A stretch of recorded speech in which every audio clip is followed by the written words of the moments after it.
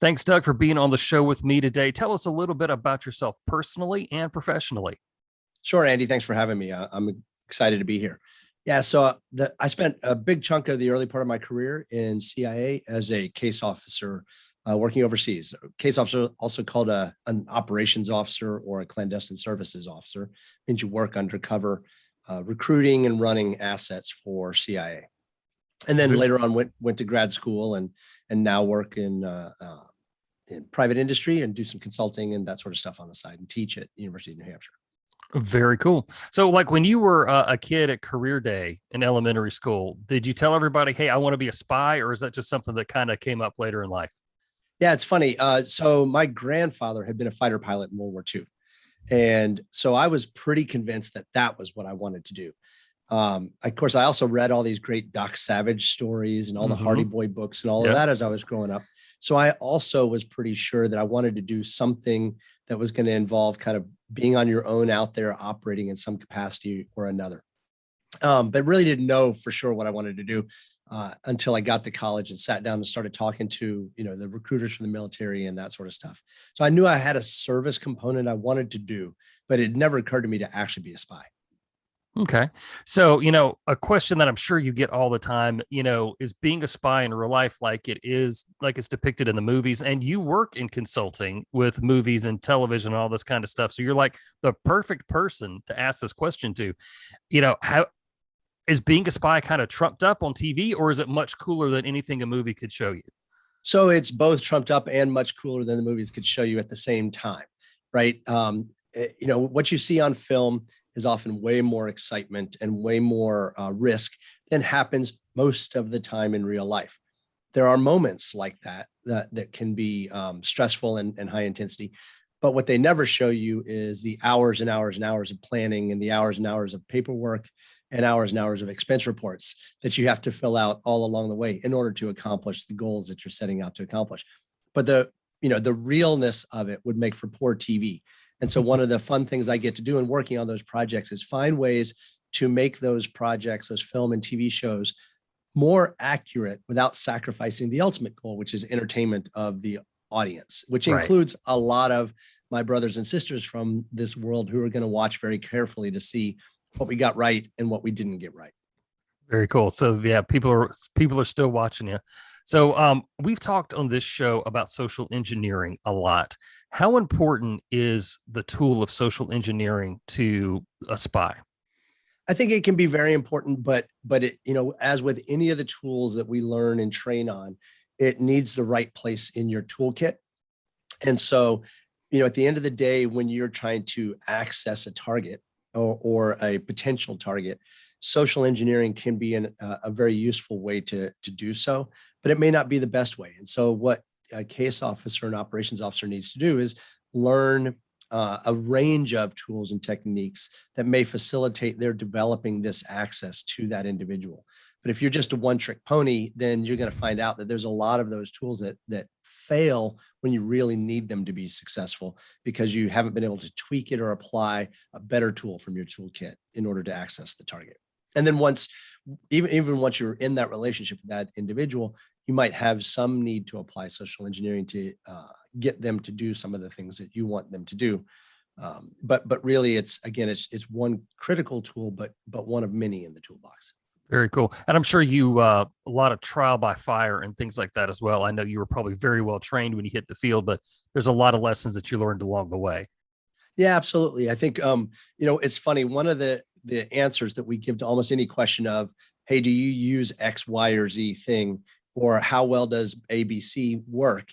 The answer is always it depends, right? Because almost every case you're running is so specifically different from any other case you might run. And so you sit there and you have to go, okay, I need to have these skill sets. I need to have these tools, but I need to understand how and when to apply each one in this specific context because it depends, right? This individual situation is unique. Their government situation is unique. The operating environment is unique. And so every time you put all of those things together, along with the unique experiences of the case officer involved in the case, there is no cookie cutter mold that you can always follow. Right, because people are different every time. All of your assets are going to be different, and they may change from time to time. So that's good. There, like you said, there's no cookie cutter way Right. to do it. So since you don't have like a cookie cutter way to do it, I'm pretty sure you don't have any like cookie cutter stories. So kind of walk us through like what a typical mission would be like for you. I'm not asking for any details or anything like Sure. that, but just kind of give us an idea of what it was like day to day. Yeah. So, on a day-to-day basis, you spend a lot of time reading and learning about the background of whatever the issue you're trying to report on, right? So at the end of the day, my role as a case officer is to collect information that ultimately gets fed back to analysts who then take that information and prepare it for policymakers so that they can make better decisions. Okay. And I'll add one note there. That's one aspect of the job. Mhm. That's dealing with the classical foreign intelligence collection role rather than say a covert action role, which is different. And I can talk about that as well. Yeah, sure.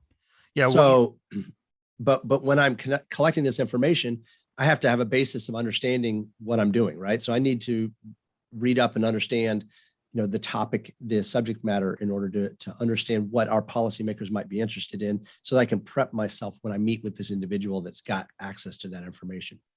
And Okay. I'll have a meeting plan set up for them, which will involve several hours of, what we call surveillance detection, in order to ensure that I can meet with this person, undetected, and in order to ensure their safety and their security as well as my own. And then we'll have that meeting, and it may be in any number of kinds of venues, but we'll have that meeting, and then go through whatever information this individual has to share, and then go back and ultimately work on preparing how to present that back to Washington for the folks back there. So, and most of the time, this is not during middle of the day. It's not in in full view of other people in Right.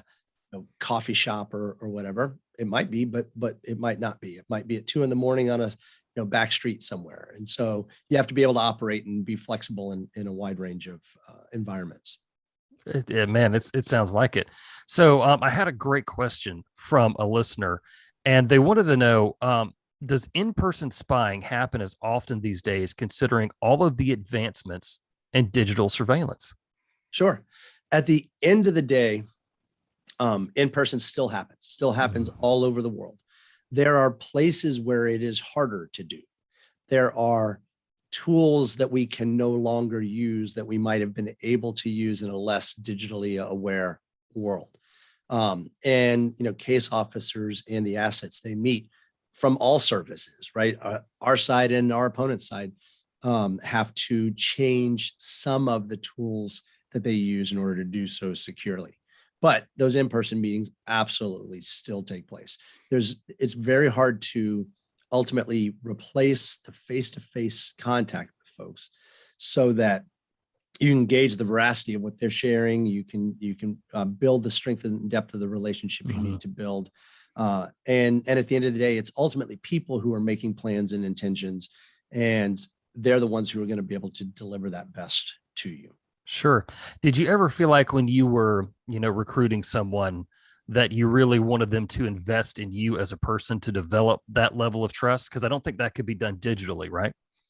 Yeah, it's difficult, but so it's the relationship between case officer and asset, and particularly between the recruiting case officer and asset, is an incredibly personal and deep one, Sure. and you actually build strong bonds. In fact, there's a great story out there about a former case officer and the KGB officer he was attempting to recruit unsuccessfully. He never recruited him, but they built a strong personal relationship over the years. And eventually, this individual was came under suspicion by KGB for the close nature of his relationship, and was ultimately arrested and interrogated, and then exchanged in a prisoner exchange with Anna Chapman and the rest of that crew that was in the Northeast as Okay. illegals. So he had never been recruited by us. He was ultimately imprisoned by the Russians for suspicion of having been so, and then exchanged with the West, where he now lives. He and that case officer who was attempting to recruit him all those years ago have built an incredibly strong friendship. throughout all of this. And you see that replicated over and over and over again. And I think of many case officers I know who, after their case officer relationship ended, and the utility of that asset for us ended, still have strong relationships with them, or were able to rekindle relationships because you had built these strong emotional connections with them. Yeah, that is really cool. That's the personal side of this stuff that you don't really get to ever see or hear. And man, I appreciate that. I appreciate that story.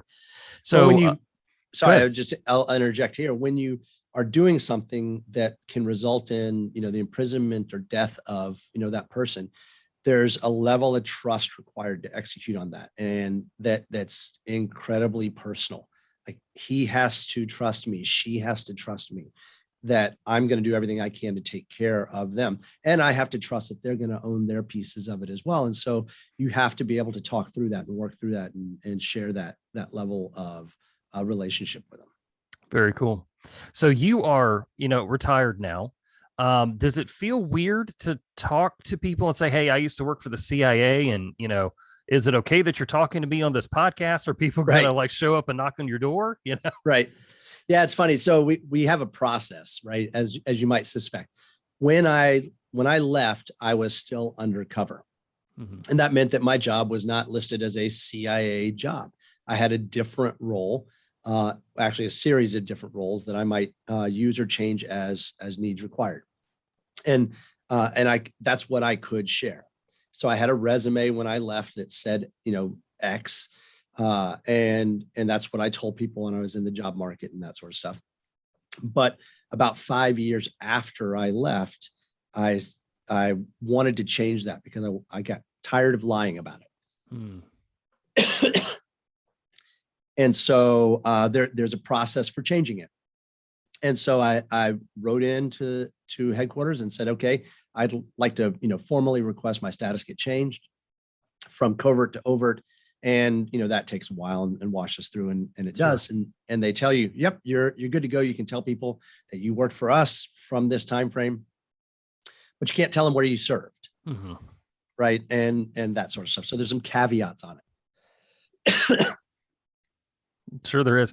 So one of the things that I found interesting and was that you met your wife while working for the CIA. So that wasn't like, I mean, she knew what you were doing. It's not like you would all of a sudden just disappear from the house for like 2 or 3 weeks at a time, right? Right. So she did know, except that when we met, she did not. Right? Okay. So remember, as I mentioned a moment ago, when I was undercover. Right. And so, generally you don't know you've just met your future wife Yeah. and you meet them. Even when you fall in love instantly, you didn't know the first 5 minutes. You probably knew a little bit later. So, what's one of the first questions that most adults ask when they meet? Yeah. What do you do for a living?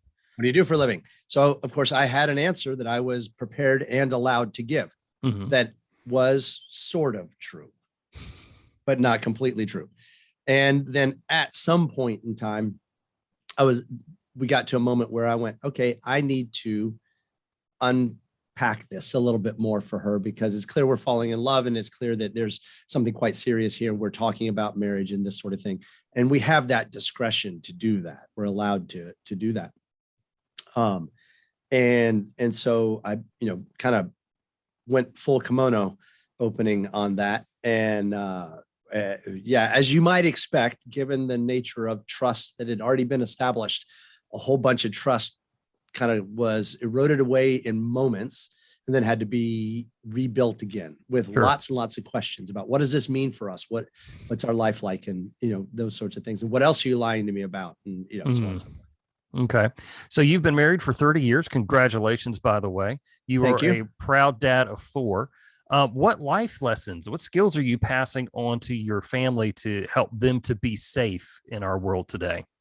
Yeah, I think the two things I talk a lot about with our kids, and as they've grown up, and they're all, they're all out of the house now. The youngest are still in university, but several are on their own. Two things we talk a lot about that I think came from my time in CIA, which are emotional intelligence, right? Understanding others and learning how to to be others focused and others centered. And then some situational awareness skill sets that we've talked about and taught over the years. And I distilled, particularly as they all went off to college, I distilled a lot of that down to what I call the rule of the stupids. Okay. Right. Don't do stupid stuff with stupid people in stupid places at stupid times of the day or night. I like it. Yeah. And you need to be able to think through, okay, what does that mean? Right. Mm-hmm. So one example we would give is, hey, to the boys when they were in high school, they like to go rock climbing and go to quarries and jump off cliffs. Oh, gosh. Stress their adrenaline levels, right? And Right. so we talk through that. Okay, so it's one thing, it's high risk to go jump off a cliff into a quarry. People have died doing that. But when you start to, so that's a stupid thing to do, arguably. Sure. But when you add going with friends that continually pressure you into higher and higher risks, stupid people, doing it while they might be drinking, right? Mm-hmm. Another stupid thing, and doing it after dark, a stupid time, et cetera, you've now escalated the likelihood of a catastrophic incident happening. Mm-hmm. So you can get away with violating a rule, one or two, maybe, of the rules of the right? Doing something stupid with stupid people. But as you add more violations, the risk of that catastrophic thing happening increases exponentially. And so whether you're a college student going to a fraternity party, or you're taking a semester abroad, or just walking down the street in this neighborhood you just moved to, applying the rule of the stupids requires situational awareness. It requires understanding your baselines. It requires understanding yourself. And so that served as our as a significant discussion point throughout their growing up. Very cool. I tell you what, man, I'm going to walk away from this and I'm going to start applying the rule of the stupids to my own life, man. Absolutely. This is good. This is great. I do it myself all the time, for sure. I mean, sure. It helps me think through everything from like, hey, should I have that extra beer at that working dinner? Or is it really worth taking that shortcut through that alley, to get back to my hotel in this city that I sort of know? Man, that's awesome. That's awesome. So, I got families listening to this show and they are trying to make sense of the world that really honestly seems to be changing faster and faster these days. Like what advice would you give to families today about remaining safe? I think talk about it, right? Mm-hmm. There's a way to talk about it with your kids without causing them to get fearful, right? So you can. I really worry about a fear-oriented culture. And I think in our industry, right, in some of the work that you do and I do, fear sells, right? Yeah, it does. There's a lot of practitioners out there that are able to build a pretty good living by telling people that there's a boogeyman around every corner, right? And there's not. Right. However, it's a risky world. It's a fallen world. Right. And so knowing those things are important so that you can establish your baseline. But at the end of the day, you'll never protect yourself. You'll never make yourself bulletproof. You just can't. It's not possible. But what you can do is make yourself a much less attractive target than other people while still being able to live your life. And so all that requires is a little bit of thinking, a little bit of preparation, a little bit of planning on the parts of the family to talk through these areas, and then just make some different choices. Get your heads out of your phones all the time, right? Right. Lock your doors. Think about how somebody might approach your house from a threat perspective, and then see if there's simple things that you can change. You don't have to outrun your bear. You just have to outrun your friends. Right? Yes. Because at the end of the day, criminals are lazy, right? They're going to pick the easier targets. And, most threats that people face on a real basis are a criminal threat where they've done a little bit of work prepping for it, or it's a target of opportunity. And if you just ensure that you're harder than somebody else, you're not a good target of opportunity, you'll be fine. Yeah, man, I like it. It's simple, but can be hard for people to understand. But yeah, that's good.